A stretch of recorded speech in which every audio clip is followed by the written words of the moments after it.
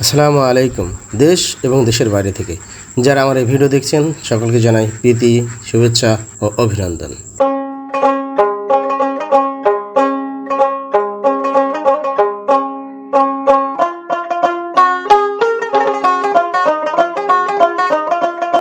আজ আমি আপনাদের সামনে তুলে ধরব হাঁসের ডিম উৎপাদন কী কী কারণে কমে যায় এবং এর থেকে পরিত্রাণের উপায় কী কী।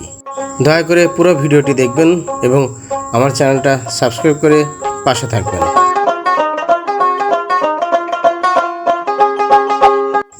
হাঁসের প্রজনন ক্ষমতা কমে গেলে ডিম উৎপাদন কমে যেতে পারে। সাধারণত বয়সের সাথে সাথে হাঁসের ডিম উৎপাদন ক্ষমতা কমে যায়। বিভিন্ন রোগের কারণে হাঁসের ডিম উৎপাদন ক্ষমতা কমে যেতে পারে, যেমন ডাক প্লেগ এবং ডাক কলেরা রোগের কারণে ডিম উৎপাদন মারাত্মকভাবে কমে যেতে পারে। হাঁসের জন্য প্রয়োজনীয় পুষ্টি সমৃদ্ধ খাদ্য সরবরাহ না করলে ডিম উৎপাদন ক্ষমতা কমে যেতে পারে। পরিবেশের তাপমাত্রা, আর্দ্রতা এবং আলোর অভাব ডিম উৎপাদনকে প্রভাবিত করতে পারে। এছাড়াও হাঁস ভয় পেলে বা পরিবেশ পছন্দ না হলে ডিম পাড়া বন্ধ করে দিতে পারে। হাঁসের বয়স বেশি হলে হাঁসের ডিম উৎপাদন ক্ষমতা কমে যায়। এছাড়া বিভিন্ন পোকামাকড়ের আক্রমণ এবং স্যাঁতস্যাঁতে পরিবেশে হাঁসের ডিম উৎপাদন কমে যেতে পারে।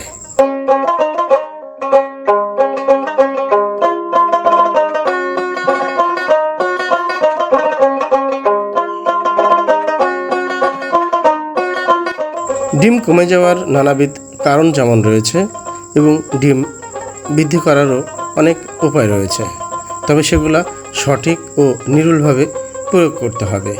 মনে রাখবেন, ডিম উৎপাদনের জন্য যারা হাঁসের খামার করেন, ডিম যদি পরিমাণ মতো আপনি না পান তাহলে এই সমস্ত খামারে লসের সম্ভাবনা অনেক বেশি। অতএব খামারে ডিম বৃদ্ধি করার জন্য যে সমস্ত প্রয়োজনীয় পদক্ষেপ আপনাদের গ্রহণ করা উচিত সে বিষয়ে লক্ষ্য রাখতে হবে। সুস্থ ও রোগ মুক্ত হাঁস নির্বাচন করতে হবে এবং তাদের পর্যাপ্ত জায়গা ও বিশ্রাম দিতে হবে। হাঁসকে নিয়মিত টিকা দিতে হবে এবং রোগের প্রাথমিক লক্ষণ দেখে দ্রুত চিকিৎসা দিতে হবে। হাঁসকে ভিটামিন, খনিজ এবং প্রোটিন সমৃদ্ধ সুষম খাদ্য সরবরাহ করতে হবে। হাঁসের থাকার জায়গাকে পরিষ্কার পরিচ্ছন্ন রাখতে হবে এবং তাপমাত্রা ও আর্দ্রতা নিয়ন্ত্রণে রাখতে হবে। ডিম উৎপাদন কমে গেলে হাঁসের প্রজনন ক্ষমতা কমে গেছে কিনা তা নির্ণয় করতে হবে। প্রয়োজনে নতুন হাঁস সংগ্রহ করতে হবে। হাঁসের থাকার জায়গায় পর্যাপ্ত আলো নিশ্চিত করতে হবে। হাঁসের ফিডের পাশাপাশি অবশ্যই হাঁসকে গুগলি খাওয়ানোর চেষ্টা করতে হবে। হাঁসের জন্য পর্যাপ্ত পরিমাণে পরিষ্কার পানির ব্যবস্থা করতে হবে। খাদ্য ও পানির পাত্র নিয়মিত পরিষ্কার করতে হবে যাতে কোনো রোগ জীবাণু বংশবৃদ্ধি করতে না পারে। হাঁসের বাসস্থান এমনভাবে তৈরি করতে হবে যাতে তারা পর্যাপ্ত রোদ পায় এবং বৃষ্টি থেকে রক্ষা পায়। হাঁসের বাসস্থান থেকে ক্ষতিকারক পদার্থ সরিয়ে ফেলতে হবে, যেমন বিষাক্ত ঘাস, পোকামাকড় ইত্যাদি। হাঁসকে ভয় দেখানো বা বিরক্ত করা যাবে না। আপনার খামারকে শেয়াল, কুকুর বা অন্যান্য জীবজন্তু থেকে রক্ষা করার জন্য আপনাকে অবশ্যই একটি বেষ্টনীর ভিতরে রাখতে হবে।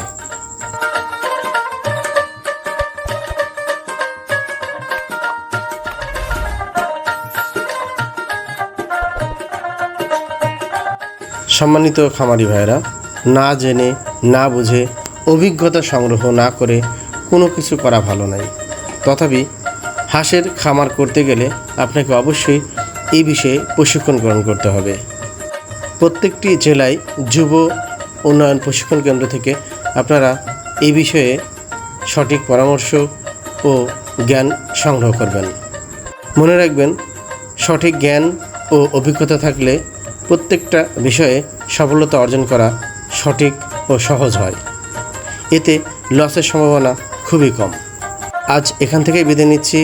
ভালো থাকবেন, সুস্থ থাকবেন এবং যাওয়ার আগে আরেকটি কথা বলি, যারা এখনও আমার চ্যানেলটি সাবস্ক্রাইব করেননি দ্রুত সাবস্ক্রাইব করুন, আমার সঙ্গেই থাকুন।